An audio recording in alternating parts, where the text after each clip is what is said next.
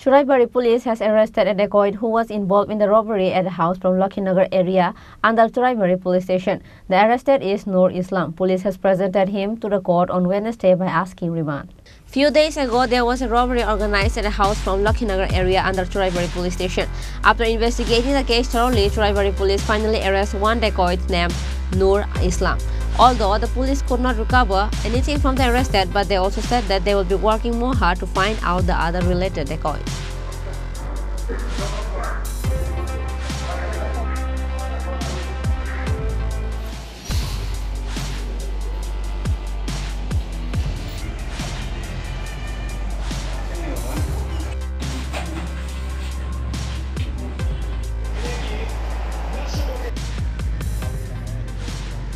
Police has presented the arrested Nur Islam to the court on Wednesday by asking remand.